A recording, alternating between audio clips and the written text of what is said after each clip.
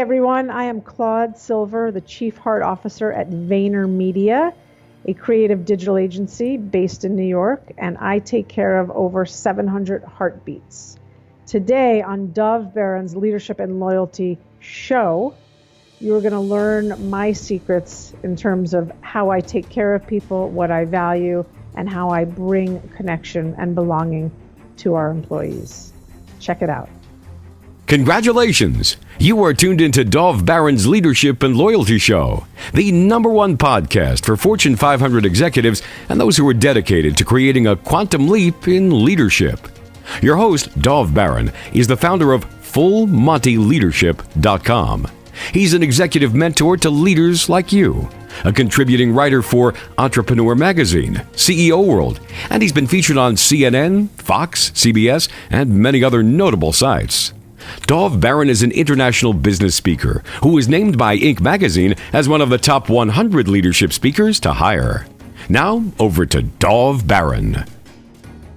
Welcome, dear friends, fans, and fellow aficionados of leadership excellence. Thank you for joining us on this episode of Dov Baron's Leadership and Loyalty Tips for Executives, part of the Full Monty interview series, where today we're going to look at if you can actually be the kind of heart-based leader that everybody's talking about and actually make it into a top-drawer organization, or is that actually just a big fantasy?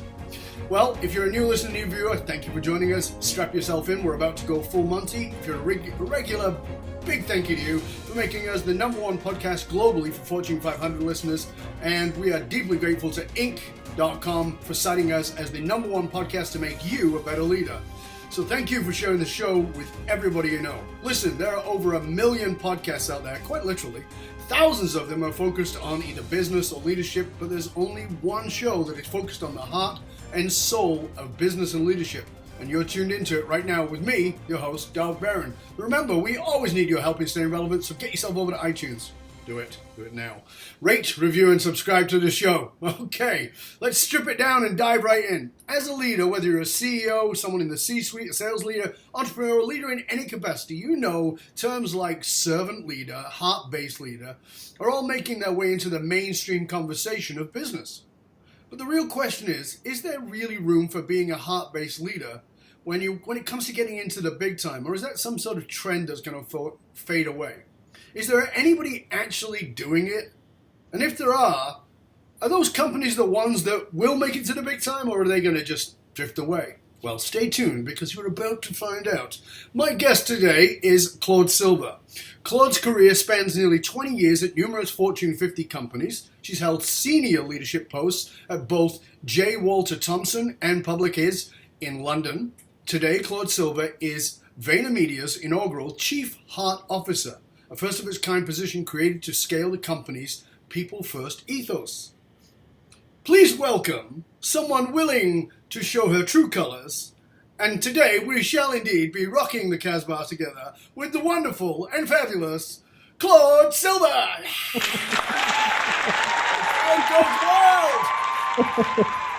Good to have you here, girl. Good to see you, man. How's it going? It's great. I'm really glad to have you. I was looking forward to this conversation. I was chatting to the intro you gave me with Darren this morning briefly because we're going to get together and get some lunch or dinner or something. And he's very excited about us doing this interview too. So it's all good. Rock on. I'm stoked to be here. Thank you for having me. Well, it's my pleasure. Now, when you started at Vayner Media as the Chief Heart Officer, you'd been at Vayner Media before, right? You worked for Gary before, then you came back. Can you just sort of give us that understanding? Because in the world of millennials where nobody sticks around, you're around, you're gone, and you're back. Tell us about it. All right. So I started at Vayner in May of 2014, and I was Gary's first senior vice president, and I ran the Unilever business. About a year into that little angel on my shoulder started to pester me again and said, you know what, you're not really interested in creating strategies anymore for CPG brands and how to sell more Pepsi and fuzzy drinks, but you really, really love teams, unlocking people, facilitating growth and change. So I went to Gary and I said, hey, I think maybe my time is running out. He said, cool, what do you want to do? I said, I only care about the heartbeat of this place. I only care about the people. He said, I need you in this role for 18 more months. And I said, I don't have 18 more months. How did I know that? Well, I'm in my 40s, man. I know that because this isn't my first go around, and I know myself. So 6 months later, I resigned, and it was really, really tough. I resigned because we didn't have this role. This wasn't it yet. And I took 4 months off, did a lot of great things for myself, for my family, soul searched, all that stuff. Looked at my navel. And we went out for breakfast, and he said, look, I want you to come back, Chief Heart Officer. And I knew exactly what that meant. Exactly. Wow. And so I came back 18 months ago. So when Gary Vaynerchuk introduced you as the organization's Chief Heart Officer, he said something profound. And for many, I'm sure, very surprising when he said, as of today, and the quote he said, starting Monday, we will have a Chief Heart Officer. And then he said, the next most important role in the company underneath me. What was that like? I mean, that's a pretty big hoo-ha. Yeah. It didn't make me vomit. It made me beam with joy. It's such an honor. And it's an honor because I know Gary, and I know how heart-focused he is, how people-focused he is, and how, quite frankly, courageous he is to put his money where his mouth is when it comes to marketing today. Yes, of course he wants to sell things, and of course the P&L is important, but the fact is people are most important to him, and how we treat people. So to carry that torch alongside him is, I can't imagine. I mean, I imagine it's as though I was I was just as great as Serena Williams, and she handed her torch to me. Something like that. Yeah, I mean, so like you said, I mean, this was inaugural Chief Heart Officer, but are there any others? I certainly was true at Vayner, but was it? Yeah. Are there any others? Are there any other Chief Heart Officers? Well, now there are. Now there are, because Gary sets a trend and people follow it, of course. That's right. I've had a lot of people, so many people reach out, oh, I'm just like you, or I want to be a Chief Heart Officer. And I've had a couple people write me and say, I'm going to dub so-and-so Chief Heart Officer. Would you mind connecting with them and telling them what it's like? And happy to do that. I'm of service, and that's why I'm here, for sure. The role was created, we created this role based on my personality. So what I do and how it is here at Vayner could be very different for how it is at Jack in the Box or, sure. Pepsi or wherever they're doing it, or, the mom and pop shop down the street, most likely. Right. But yeah, it is an honor that there are other people that want to create Chief Heart Officers and put heart at the center where it belongs. People. Yeah. It's interesting because you're in a company that is grown in insane growth. It's gone through massive growth. You've got, I think you said you're managing, or you're guiding 350 people, 750 people now. Is that correct? Yeah, over 750. Right, over 750 people. Vayner Media, how long has that been around? We've only been around 8.5 years. We're literally in puberty. Right. I mean, so it's a very young company. Yeah. Because it was part of what I was saying in the intro. A lot of people think that, this is a nice idea, and maybe it's a nice idea because there's 3 of us, there's 5 of us, there's less than 10 of us. Sure, we're going to give you a title. You're the Chief Heart Officer. Yeah, isn't that good? That's great. It'll make you feel good. You can put that on your business card. But you are running this, and like Gary said, you're the second most important person there after him. 750 people. Obviously, as you said, he's putting his money where his mouth is. I get that. I want to talk to you about what the apparent, not the truth, but the apparent conflict is. Because here's Gary apparently being the king of hustle. And I don't know if you saw that recently I did a video of that and said that, there's the new religion of hustle and the high priest is Gary Vaynerchuk. So he's sort of the king of hustle, the high priest of hustle, which I think for many people is anything but people-based. It's anything but heart-centered. It's all about get out there, get shit done, make things happen, and really ride over everybody and everything that's the way a lot of people think about hustle. And I see this. That's why I said in that video that I did that there's a conflict in the interpretation, and it becomes a Gary Vaynerchuk lie, right? It's not that he's lying; it's the interpretation. Talk to us about how that works in reality inside the organization, because, like I said, money's where the mouth is, and yet it's the hustle. Talk to us about that seeming conflict. So I love that you did the video and you were spot on. It isn't our definition of hustle. No. Hustle is hard work. It's investment. It's muscle. It's rolling up your sleeves. It's being willing to go the extra mile. It is still putting people first. It is doing the work that's in front of you. Hustle does not mean trampling everyone so you get the bell or the golden ring. That should come with. Hustle is all about intent. It literally is. I write it on my wall that it is literally hard work and investment. What is my investment? What is my intention? What do I want to get out of this? We reverse engineer everything here. Tell us a little bit about that. Yeah, I love the phrase, and it took me a while to really grasp it, funny enough. So what is your eye on the prize? So he wants to buy the jets. Okay, how is he going to get enough money to buy the jets? Okay, well, he needs to really get comfortable in acquisitions and in marketing and in branding and in advertising. Oh gosh, okay, I'm going to build an advertising agency. And slowly but surely, my advertising agency is going to start to buy little brands, and we're going to do the marketing for those little brands alongside these Fortune 10, Fortune 50 brands. One day I will have enough money, I will have enough of a network, I will have worked with enough NFL owners to buy the jets. I'm making all of this up because we're not there yet. But I'm reverse engineering the fact that I feel as though I have something to say.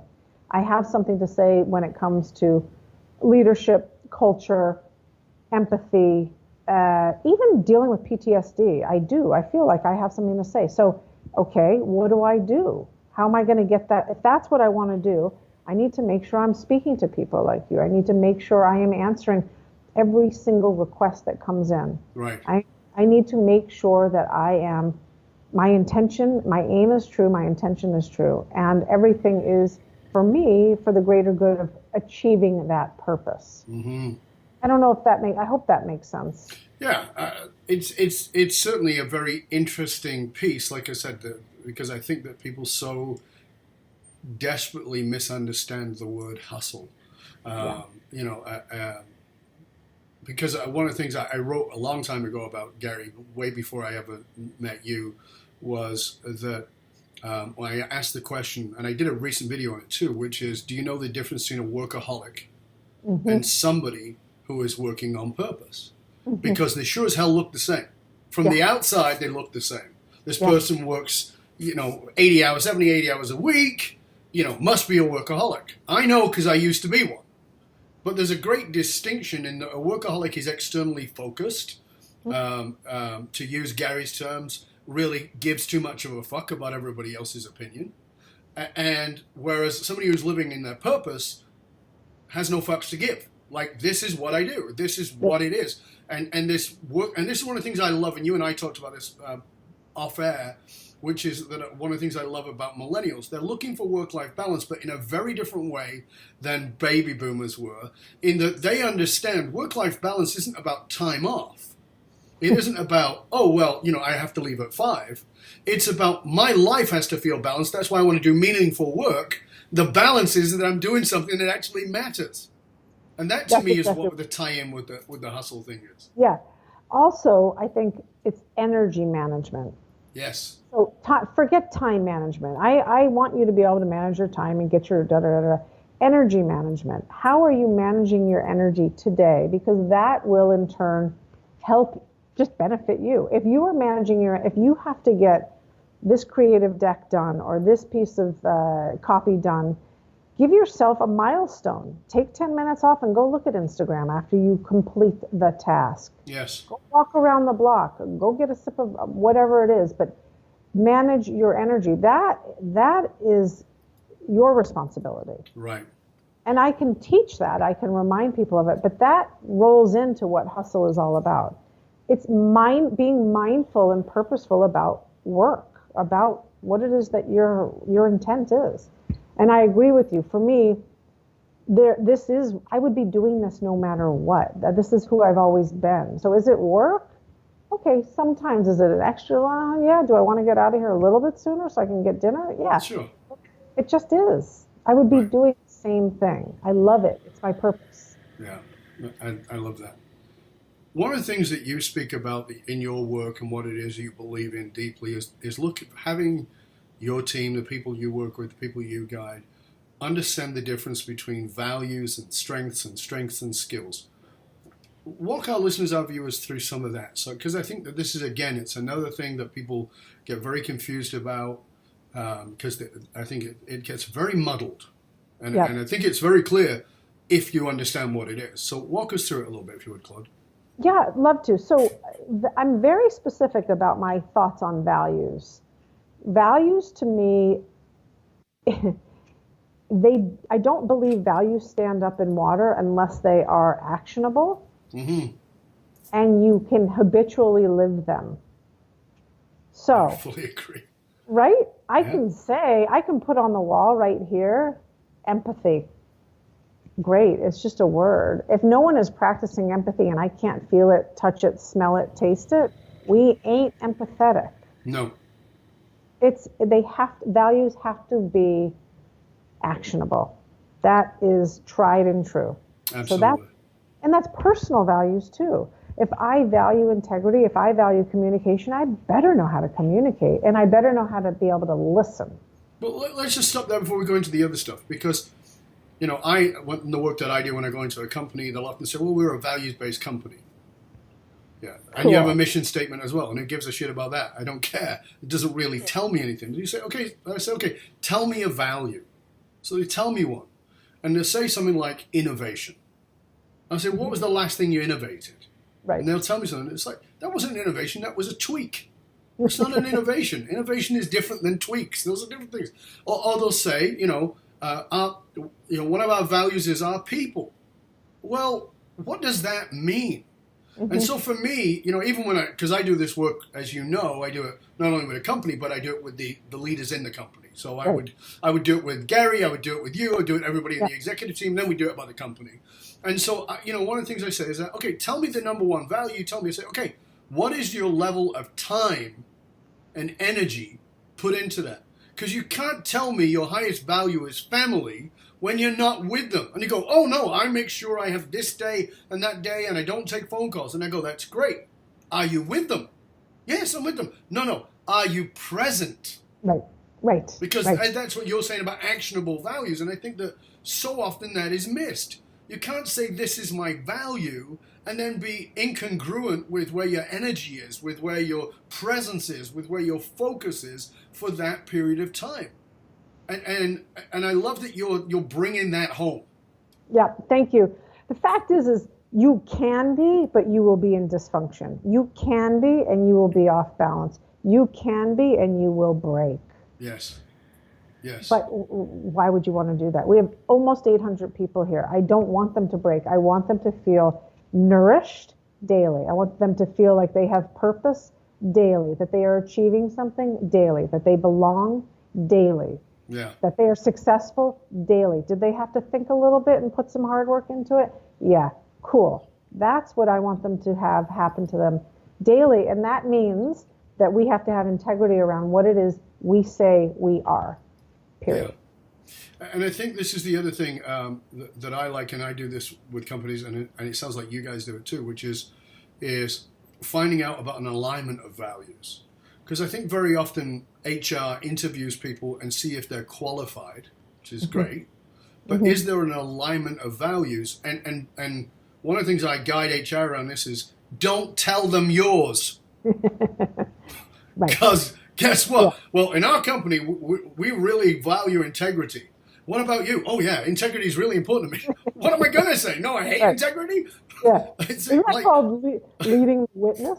Yeah, exactly. Yeah, leading the witness. Yeah. So, it's like finding out what the truth of somebody's values are is so vital. How do you guys go about that in the initial stages Because the reason I'm saying that is because Gary Vaynerchuk and Vayner Media and Vayner, is very big in the world. Gary's done a phenomenal job of creating social presence. But with that comes in this world we live in certainly, becomes a greater and greater level of transparency. Good thing. Bad thing about it is you're actually telling people what to say, the right things. How do you get around that? I want to help other leaders to not give them the answers and actually find out the truth of what matters to somebody. Right. So I'm gonna go back in history a little bit, and then I'm gonna get current. So what we used to do in our interview, I'm gonna take an interview process. So what we used to do in the interview process was all about culture fit, and maybe you had the right skill set, or maybe we could morph it. So culture fit went like this. Cool, you like Dave Matthews? I like Dave Matthews. Oh my God, cool, you're hired. Oh my God, wow, that's so cool. You were at Coachella? I was at Coachella. You saw, oh my God, right on, you saw LSD sound system. Fantastic, you're hired. Okay, well, we can't do that anymore. No. What we have to do now, because we've gotten more specific as we've grown, and as I say, we're in puberty, so we have to go for much more of a skill set fit, culture addition. Oh, okay. And that's what I'm going for now. So how will you add to this vibrant culture? I don't need you to be cookie cutter. No. We already have 300 people who are that. We already have 200 people who are that. What are you going to add that is your specific je ne sais quoi? What is the texture of your patch of the quilt? That's how I look at this incredible place. That, or like a big garden with flowers. Like what is your flower? What is your scent? So it's a culture addition. Now, obviously, we have a no a-hole rule. And you can smell that a mile away, right? Oh, yeah. You absolutely can. You have, if someone is coming to me in an interview, or I'm hearing about an interview where someone says immediately, I'm going to change things up around. I've had 3 interviews and I've talked to a couple of people and I see exactly what I'm going to change. Excuse me? What? No. You're going to come in, you're going to listen for the first 30 to 60 days. You're going to ask a lot of questions and meet a lot of people. And then we would want you to add value. Right. But you don't have to be this place is broke. There's nothing broken about it. You're going to add to this wonderful place and help shape us for the next years to come. That's really cool. I like that. I mean, I think that would be quite the test. Can you shut the heck up and actually pay attention? Because you and I both know this because of our backgrounds, but people, there's a lot of New Age talk about not judging, but you can't help but judge. That's part of the human being. It's how we survive. We judge. But what we do with that judgment, that's where the consciousness comes in. That's where the mindfulness comes in. And biting your tongue long enough to actually hear is what you're actually talking about as a skill set. Because now we've gone into skills. The skill set is to bite your frickin' tongue, open your ears, and take it in until you get saturated enough to go, oh yeah, I heard that before, I judged it, but I realized I got it out of context because I was looking at it through my own old lenses. Now I'm looking at it through Vayner Media lenses. Oh, I get it. As again, hustle versus hustle. Right, exactly. And I love that you just brought up judging. So I had my team do the Myers-Briggs the other day, just for shits and giggles, because everyone likes to do a little personality test every now and then. And, in the Myers-Briggs, you get, ENFJ. Okay, J is judging. And one person said, they got that, and they said, oh my God, that must mean I'm judgmental. I said, no. There's a difference between judgmental and using good judgment. Absolutely. Huge difference. Absolutely. Huge difference. There is nothing wrong with using good judgment. Right, wrong, I want to take a right turn, I want to take a left turn, so forth and so on. But we're not saying judging. And I think what I'm saying to you is, in that interview process, if I hear someone immediately going to that place of judging, no thank you. Like, you've been here an hour, how can you judge? What do you know about us? Yeah. There's a little story I'd love to share with you that I've shared on the show before, but I think it's so important. That one of my great teachers was Pathasariji, who's the Dean of Vedanta University in Bombay, and we sat on this beautiful grassy area outside of the university, and I would meet with him, on a regular basis once a week, and we would talk, and he would give me my lessons, and I was 23 and I knew everything, as you do at 23. I was the most enlightened person I knew. So I was sitting with him. One of my quotes is, "I used to be enlightened, but I'm all right now." And so I'm sitting with him, and he says to me, "On the spiritual path." I'm going to sound completely politically incorrect by doing an Indian accent, but you'll see why in a moment. Aside from the fact that I am politically incorrect. But he says, on the spiritual path, you will need three things. And I'm like, okay, what are the three things? The first thing you will need is discernment. And I'm thinking I have no idea what that is, but I'll look it up when I get home. Get out the Encyclopedia Britannica because it was pre-internet. And he said, the second thing you'll need on the spiritual path is more discernment. Oh, now I'm goosed. Yeah. I'm hoping to God the third one isn't more discernment. And of course, the third thing you will need on the spiritual path is even more discernment. So I'm like, okay, well, I don't get it. I don't understand. So I have to admit, I'm not sure I get what you mean by discernment. So he begins to explain it to me. Then I'm thinking, oh, it's because he's Indian. The Indian accent. He wasn't brought up that way. Of course, the guy's a PhD professor. I mean, it's not like he doesn't understand words. But, I had to justify my own ignorance at 23. I said, oh, you mean judgment? No, I do not mean judgment. I mean discernment. And I said, okay. Yeah. He says, judgment is about them. Discernment is about you. You discern what is right for you, what is aligned with you. When you judge another, you put on your preferences onto them. It's got nothing to do with you. You need to be discerning on your path.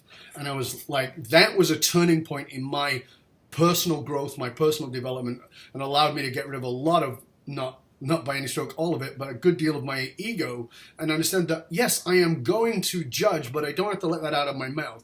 It can run around in my head, but I need to always discern. And so when you come to work for me, I need to discern if you're a fit. I'm not here to judge you. I don't care. You do whatever you want. You want to do crack on Tuesday afternoons at 4? Go for it. You can't do it here because it's discernment. It doesn't work for this environment. So, whatever it is, this is really important to get that. And when you're talking about is good judgment from the place of discernment. Right. And it's in doing that, we're not tethering anyone. I believe that everyone here has good judgment, or we are teaching that. Right. This isn't about, we're not a place of micromanagement. I think that is one of Gary's secret sauces, by the way. Yeah. Because he's an entrepreneur, because he is not okay with change, he breathes change. He not only does he not have time for micromanagement, he doesn't care. Right. That's not what he wants to do. And so thus that is not in our DNA. We want people to have freedom to not only be themselves and their own individual and their own, like I said, their own texture of the quilt. You don't want to tether them. Go, please, by all means. So let's take that into something that I know you speak about. A very good friend of mine just wrote a book on this that I was a contributing writer for, and his book is called Safe Place, about how we all need a safe place and we need to create work environments that have safe places. And I know that safety is an important thing for you, but when I say that word in a corporate environment, people think about hard hats or think about, not sneezing on their coworkers. Talk to us about what safety means for you. That's wonderful. So safety is belonging. Safety. So at the bottom of Maslow's pyramid, we have safety, shelter, security. Up a couple notches, we have belonging. Yeah. This is not my belief. I believe this is human nature. We are wired to belong. We are wired to connect. That, to me, is the fundamentals of safety, connection. Absolutely. And so what I'm looking at all day is diversity and inclusivity. That's how you create safety here. Personal, physical space, safety. Do I have a desk? Great. Is anyone going to steal my shit? No. Fantastic. Emotional safety. Am I going to get bullied here? No. Are there going to be other people of color here? Yes. Is there an LGBTQ group? Yes. I am safe. I can come in. give it my best. Here's my agreement. You get 40 to 60 hours of my time. Great, great employee. We will protect you. We will provide you with a safe space where you belong. You connect. You can start to build trust and emotion and empathy with people. That's what we're doing here. That's what I'm doing. That's it. So that's to me what safety is. I would never want to be at any organization that does not put people's heart at the forefront. And that's what it is, right? I'll tell you what's interesting about that. I again did a recent video on why people tolerate shitty things. Mm. And I talked about this desire to belong. We so desperately desire to belong that actually very often that desire is counter to safety. It's so desperate to belong that I put up with this horrible environment, this shitty family, this terrible job, whatever it is, because I can't bear to not belong. And so again, it's that contradiction piece here, because I need to belong, and I need to be safe enough to belong. However, the psychological distinction, folks, is belonging. Your first place of that in your mind is in the familiar. Familiar coming from the Latin familiar, meaning family. And if you grow up in a dysfunctional family, what feels safe is dysfunction. So you might literally go and work at Vayner Media and find yourself in a healthy environment and go, this place is weird, I just don't feel comfortable. I don't feel like I belong. And you're probably going to have to walk away unless you change your shit and do something about it. So you're so speaking my language, and if you saw me looking down, I'm just looking at some notes I had put on my phone, I think this weekend when I was listening to an incredible Tara Brach podcast. I listened to a lot of Tara Brach, and wow. So one of the things she says in there is that we accept the love we believe we deserve. Absolutely. And so if you come from a place where, as you say, where maybe you come from a family that gave you the fat and the ends of the steak rather than the center part of the steak where the meat is really delicious and chewy, you will then thus seek that out. Better or worse, until you get it right, until you get right. The other thing, and this, very much is very interpersonal, but it is what I've been thinking about all day as well, is we want to be loved. Desperately. So belonging is the crux of being loved. And if in what I do all day can help people belong, and whoa, if I get to touch on love, then I'm blown away, and then I'm just, I'm living in rainbows all day. That would be incredible. Mm-hmm. But to be able to provide someone, 700 people, with a space where they belong, that's just baseline. Let me do that. It's so important. I'm writing a piece on this right now, and I'm actually even considering changing it into a book. But the piece that I'm writing right now is, around some of these basic needs. But one of the fundamentals of that safety, outside of having your own purpose and all the rest of it, is this need that we all have within us. And the example I give is that I met my wife 20 years ago, and she is the greatest blessing of my life, and I'm more in love with her today than I was the day I met her. Yay. The day I married her. I mean, she's an amazing woman. There are several reasons for that. One is that I stay curious about her. Mm-hmm. Curiosity is such a vital piece of being a decent human being, is to stay curious. And that's why I finish every show with stay curious, my friend, stay curious. However, I remember when we were dating, and I went for a pint with a mate of mine, and we were sitting around, and he's like, he'd met Renuka, and he's asking about her, and he loved her, and I said, yeah, I think I'm going to ask her to marry me. He's like, really? I mean, I was 39, and I'm like, yeah. And he's like, wow, what is it? And it was at that moment when he was asking me that I got something very basic about all human beings that I think most of us don't realize. Because I said, You could talk about nice eyes, nice hair, nice whatever it is, nice personality, warm heart, But I said, she gets me. And if you think right now in your life about a time when you fell in love, it was that moment when somebody got you. And our job, your job, Claude, and my job, and anyone in a leadership position, is to have our people feel gotten. Because that is love. You see, and I ask people 1,000 times, what is love? And you get all these weird interpretations. Dysfunctional, functional, whatever it is. Because people say, well, you didn't really love him. It was a dysfunctional relationship. No. He was dysfunctional. You were dysfunctional. You got each other. That's what love is. It's feeling gotten.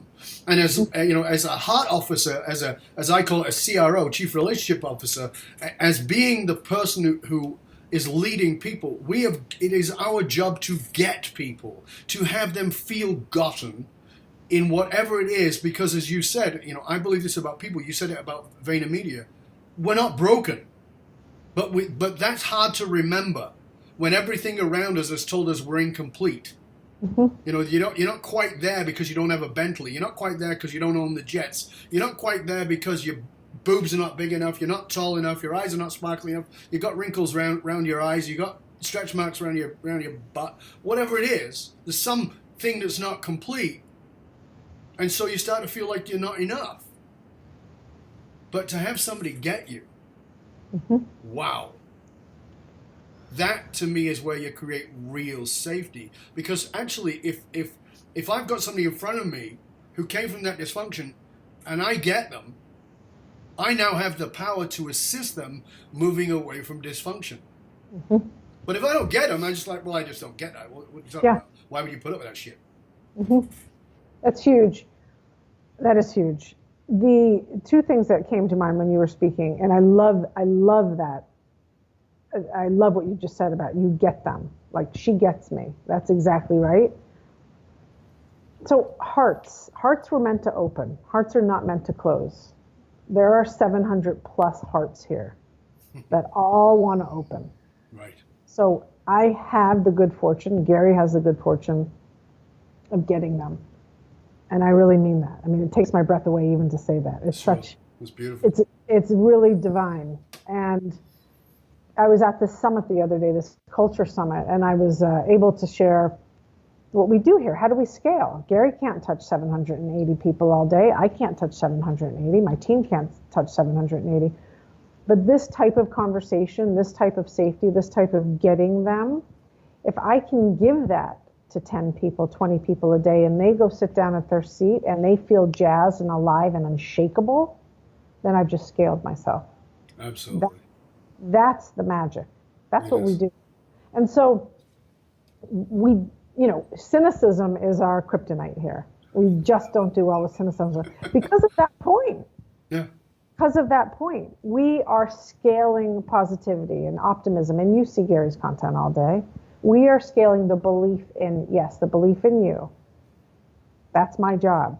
So cynicism is just pouring hot lava right on that. And I have to move that lava away by opening hearts and by creating that feeling of you are unshakable, you are a champion. This is about you, not me. I've already done me. Mm-hmm. It seems like, I've been doing this kind of work for 34 years. I know you've been involved in it for a very long time as well, and it's been our driving forces. And it looked like for a long time the world was moving in that direction. But it seems like, certainly in the general media, that leadership is not moving in that direction anymore, that it has become more cynical. Do you believe we're in a leadership crisis, or do you see something else that maybe others don't see? So we have to remember who I work for. So all day long, I am blessed with being a part of an agency and with a leader who not only promotes such possibility and positivity, but he's also a mentor to me in many ways. And so I don't think I have rosy sunglasses on. I am around a vibrancy like you've never felt, but it's like being in my skin all day, being in your skin. Like, that's a good place to be. Sure. I don't know if leadership is in a crisis, but I know that we can do a hell of a lot better than we do. That is what I can say. And I think it's easy to use the political climate, no matter where you are on that spectrum, as a mirror and a reflection of where we are just today. I mean, I see it all. We're a microcosm of the macrocosm out there. And that, we're going to have glitches and we're going to have blips in the screen, and we're not going to have harmony all day long. I wish we did. Yeah, but that's not how it works. Yeah. It's not how it works. So I do think we have a long way to go, but I'm really proud of the leaders out there and people that are doing leadership development that are promoting and trying to raise the vibration, man. Right. Like, what do you see as the next evolution of leadership? Well, it's funny. So you started the podcast by saying, servant leadership, and there's all these terms that are coming around. And I actually use the term empathetic leadership quite a bit. Mm-hmm. So empathetic leadership to me is all about the we, not the I, which is very similar to servant leadership. Yep. Empathetic leadership is putting your shoes in someone else's feet and listening and training and teaching from that point of view. So when I'm in a room and I have to deliver some news that might not be the best news to maybe 40, 50 people, I am always trying to think, what's Johnny thinking right there? How am I going to answer Jackie's question? Because I know she's thinking, well, what about me? What about me? Right. So that's what I'm talking about in terms of empathetic leadership. And I do believe, the zeitgeist right now of cultural evolution, leadership development, mindfulness, that is upon us, which is great for you and me and Absolutely. Great for your listeners. And so my belief is that's where we're going, to that place where we are. I just said it to you, where we are raising the vibration. And yes, that could be really hippy dippy, and maybe I am, but it's just elevating the vibe. Yeah. This is good. We all have jobs. Yeah. This is good. Yeah. I mean, we can talk about things. I mean, I'm certainly very well grounded and not a woo-woo guy at all. But I think it's important to make the distinction that at a level of, let's just talk it in physics for a minute. There's something called resonance, and the resonance frequency of a thing is the resonance frequency that it attracts to itself. If you tune the dial of your radio to, I'm making up a number, 95.3 on the radio, then you'll pick up the frequency of 95.3. You don't pick up 95.4 or 94.3. You pick up 95.3. That's what you pick up, and you go, well, I wanted Beethoven, and I've got punk. You're tuned into the punk station, dude. That's what you get if you're tuned into the punk station. And Right. You are broadcasting and receiving. It's not my opinion. That is how everything in this universe works. Read physics. I know I studied it for years. That's how it works. So don't bitch and moan, because listen, everybody who's surrounding you is nothing more than a vibratory response to who you are. And so, and by the way, what an accolade to you that you got yourself in that position you're in right now, because you must have been vibrating some pretty good shit, girl. Right? I mean, that's what it is, right? Yeah. And it's interesting because in epigenetics, in cellular biology, it's exactly the same. Because if you've got a cell, and this is interesting because you talk about communication. When we have a cluster of cells, this is in biology, a cluster of cells have to communicate with each other. That's how the system works. And if a cell stops communicating with the other cells come together and squeeze it until it pops out. That's called a healthy culture. Wow. Yeah. That's a healthy culture. An unhealthy culture is where that cell doesn't communicate and we let it be, and it becomes cancerous. Biology, culture, all the same thing. And listen, when they do biology, what do? They take a sample and put it in a culture. It's a very interesting thing we've got to learn, right? It's like pay attention. Yeah. Tell us what's one thing that you did, because this is an evolution for all of us. Tell us one thing that you did, maybe for a long time, that you likely thought was good, that you realized later was actually blocking your success. So some thing you did, a belief system, a behavior that you did for a long time, you thought was a good thing, and then you actually realized it was blocking you? Can you think of something? Yeah, I can. And I actually did an Instagram post on it today. It's phenomenal that you're asking me this. Yeah. So something I thought that was healthy was telling myself that I was a person that had potential. Ooh. Yeah. Yeah. Because I knew I had potential.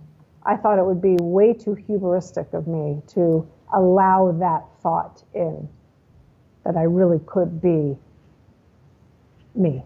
Mm-hmm. And so in doing that, I played small. And in doing that, I squelched my vibration. Yeah. So, but I didn't know any better. I really just thought, wow, I'm going to be a massive ego head if I do anything other than just say to myself, you have potential, and one day you'll get there. And one day you'll get there. And one day you'll get there. And finally, I was just like, F that. Yeah. Like, the day is here. I mean, I'm not getting any younger, dog, you know?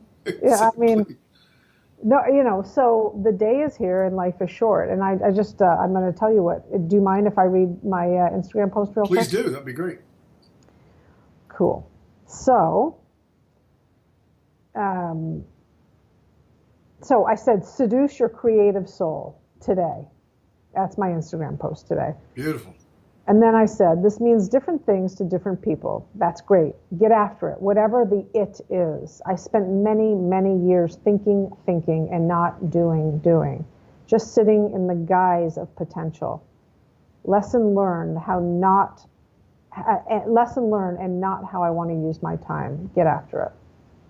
Fantastic. So, yeah, blew that out of the water. Well, you know, I feel like at some degree, most people are waiting for something. You know, one of my posts that I put up yesterday on Twitter was, are you asking because you want to know, or are you asking because you want permission? You know, I think people are asking questions for answers that are actually just going to give them permission to do what it is they know is true. Yeah. Right. So they go, oh, let me get on Gary and call Gary and ask him. And, like, you know, what does Gary say? Do your shit, man. Right. And then you go, oh, see, I can go do it now because Gary told me. Right. That's the beauty. And that's the beauty of someone like Gary and someone like yourself, which is you already know the answer. He, in the most simplistic of terms, he just says, do it. Don't care what other people think. Go. Do it. Time's wasting. And he uses himself as that example, as that petri dish. Yeah, quite absolutely. Frankly. So it is so, yeah, I love the question that you asked me. Thank you. That's a good one. Very timely. Thank you. Now, we are all in process. We're all in growth. And it's one of the things I like to encourage people to say is there is no there. So, you know, Gary wakes up in the morning, goes to the bathroom like the rest of us. Claude gets up in the morning, goes to the bathroom like the rest of us. We all put our pants on one leg at a time, as the old saying goes. And we're all evolving and growing, and we're all going to be faced with challenges. If you're not faced with challenges, there's an answer to that. It's because you're in a box and they're about to put you 6 feet under. So what is a problem or a challenge that you're currently working on in your business, in what it is that you do? The challenge that I'm faced with is a challenge that I'll probably be faced with for a while, which is rapid growth. Is rapid growth and ensuring that the Vayner culture is felt in 5 different locations across an ocean, maybe in 2-3 years across another ocean, who knows? So ensuring that everything I'm talking to you about, the vibration, the getting someone, the heart, the openness, helping someone connect and belong, that, you know, Randy is feeling that over in Chattanooga, and Billy is feeling that in London, and Sally is feeling that in LA. You know, I can't assume anything.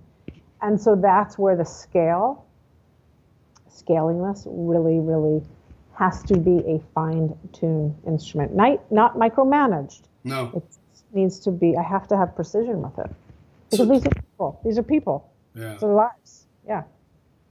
You know, my work, the work that I do is about finding, as we talked about before, and operating from a place of soul purpose. For me, the soul of leadership is the people, and I know it is for you, it's the people. it's the commitment to self-discovery. It's finding out what drives people at a deep level. For some people, it's influence, and for some people, it's something else. The people that I coach and mentor, it's different things, and I have respect for that. Everybody has a different idea. What's your point of view on what is at the soul of leadership? What would you say it is for you? Oh man, it's being of service. Mm-hmm. It's integrity. Right. And it really is, it is so outward focused to me, meaning it's not about me. It's just not. Right. And so I've been lucky to do some work lately with different arms of the military. And I've always known that I was a person to be of service. And I say it often in interviews. I knew I was supposed to be of service, and it was only recently that I added the word joyful service in there. That's a good one. That's a very important one to add. Because I know sometimes I felt like I've been of service, but, I've left with a lot of bruises from banging my head on the wall. Right. I mean, I waited a lot of tables, and I was in service. Yeah, I've done that too. To be able to put myself over here, my full self, my confident self, my nurturing self, my bright self over here and take care of the masses brings me a lot of joy. It does. It brings me a lot of joy, and to be able to walk my walk. Integrity is massive to me. Massive. One of the things that I've noted in all the years of doing what I do is that the people who are really successful, and by that I don't mean money, because that's just one measure, but the people who are incredibly successful are invariably obsessed. They have something they're obsessed about. And our society is actually very, quote, judgmental, unquote, about obsessed people. But the people who make it, in whatever way that means, are obsessed. You've made it. To a lot of people. I mean, as we talked about, this is an evolution. What are you obsessed with? I'm obsessed with doing good. I am obsessed with doing good, and I am really obsessed about... Man, I am obsessed about just turning people on, turning their lights on, turning people on, getting people to, unlocking that being of potential, that thought that I used to have, and turning that around into, do it. Sky's the fucking limit. The world's your oyster out there. I said to someone today, he said, well, I'm almost 30 and so forth and so on. I said, you can do anything you want. You can do anything you want. Yes, you said you needed to make money, you need to pay your rent. Great. Do it. Mm-hmm. So doing that to me is being of purpose and doing good. And doing good, I used to own a surf company. That was doing good. I was teaching people how to surf and pushing them in the water and turning people on that way. Like that to me is seeing those lights go on. There's nothing else like it. Yeah, I definitely get that. What do you think is the most practical thing that you shared today that a CEO, a C-suite leader, or a high-level entrepreneur needs to practically get from what you shared? If you are a leader, then put your people first. Mm-hmm. If you are a leader, listen to them. Listen. You collect so much data and information from listening, and then you can make informed changes and take action based on data, not based on what you think. Or because I'm a leader and it's my way or the highway and I'm a dictator. No, all these people have voices. Yeah. So listen and then act. Claude, I know you do so many interviews and you're in demand and all the rest of it. And as a result, I'm sure some of the questions happened here that you get asked a question that is, it's part of the mill. It's what you get asked. What's the question? Hopefully I've asked you some interesting ones, but so you didn't get bored. But what is a question that you'll rarely ask that you wish people would ask you, if ever asked?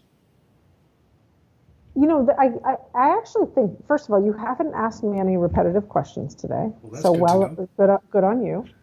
One of the questions that I rarely get asked, but I offer every now and then, is how did I get to be me? Is what was my journey? Who was I at 16?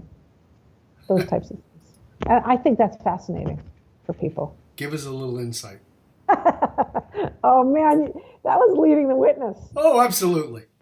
All right. Guilty, my lord. Guilty. Yeah, guilty. Oh, you totally fed me that. I lobbed you. By the way, you ready? Open your mouth. Hook. Yeah, I know, seriously. Oh man. Well, all right. I was a really good tennis player. At 16, I was heavily into Joy Division, The Cure, Depeche, New Order, heavily, The Clash, all that good stuff. I mean, and I lived in Santa Fe, New Mexico. Definitely could have gone down a dark, dark road because in those little mountain towns, all kinds of things happen.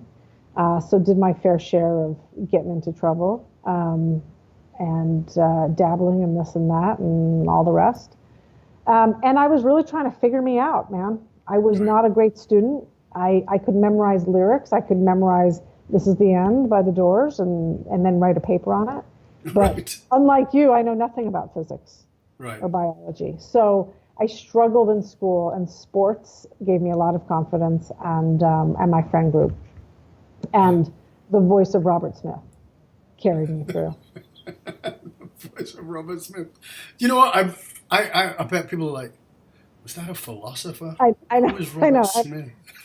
Just go back to the 80s, people. Go back to the 80s. Put in Google 1980s Robert Smith and see what comes up. That's it. Yeah. And what will come up is a lot of gel. A lot of gel and black eyeliner and lots of black eyeliner. I didn't have that, but yeah. Thank you for having me ask the question that I'm rarely asked. Yeah, I really appreciate that. This has been so good. I mean, every now and then I have these interviews. I mean, all my interviews, I got to tell you, I'm very blessed to do what I do. Aside from what I do in my career, this is not a career I do. I love what I do here. I get to speak to amazing people like yourself. And it's such a blessing to me because I get to grow through every one of these conversations. And every now and then there's one that just, we're singing the same tune. And in your in my case, we're into the same music because we've had that conversation, hence rocking the Casbah. That's right. Just, it's been a true joy and a true pleasure. I want to thank you for being here. Can you please tell our viewers, our listeners, where they can find out more about you, what it is you do, bringing you in to speak or whatever it is that you might offer, where they can get in touch with you? Sure. Doug, thank you also, by the way. This has been awesome. Thank you. My pleasure. You can find me on all the channels, Claude Silver, Claude Silver, like the color. And you can reach out to me at csilver@vaynermedia.com. And I'm happy to shake a tail feather. I'm here. Well, it has been really awesome. I really want to thank you. It really has been a pleasure. I hope you stick around with us till the end. And I again want to thank each of you, dear viewers, for tuning in today. And for I know I say this to you very often, but please, as a listener, as a viewer, I know podcasts go on in the background, but come back, play it again, listen again, watch again, take notes. Listen, if you've this heart and soul and part of you that cries out and goes, I really want to be a heart-based leader. I really want to do it from a place of empathy, but, I just don't think there's any room for that. Claude is the example that it can be done, and that really the companies that are going to take the front line moving forward are the ones that are heart and soul based. And that need for that person, that leader, for you to come into that need is only going to grow. It might seem quite small right now, but companies that are going to look at Vayner Media, going to look at Gary Vaynerchuk, going to look at Claude Silver, going to look at all those companies, they're going to go, we really have to get our poo in a pile, and we need more heart-based leaders. So don't give up on yourself. This is a really profound lesson. And if you are already in that leadership position, I want to challenge you to step into a little more of that. It's been a pleasure to have you here today, all of you, and I want you to remember that the research consistently shows that one of the biggest challenges facing even the most successful companies is somewhat counterintuitive in that the fastest growing companies often find that they're hitting a point where they realize they're spending a fortune attracting, developing the best talent only to have them leave them at an alarming rate. If you're sick of training and developing talent only to have them leave you, then come and talk to us at fullmontyleadership.com, where we provide the essential essential leadership skills to rekindle and amplify the hidden loyalty assets inside your organization by bringing you back to your purpose. FullMontyLeadership.com, providing you with the concrete soft skills to get you and your organization to the top and keep you there, because you can't outsource authenticity. This is Dov Baron, FullMontyLeadership.com, saying stay curious, my friend. Stay curious about how you can just grasp a little more empathy, go a little closer to your heart, and be willing to just be just that bit more vulnerable to make you an exceptional leader. Till next time, this is Dov Baron. I am out.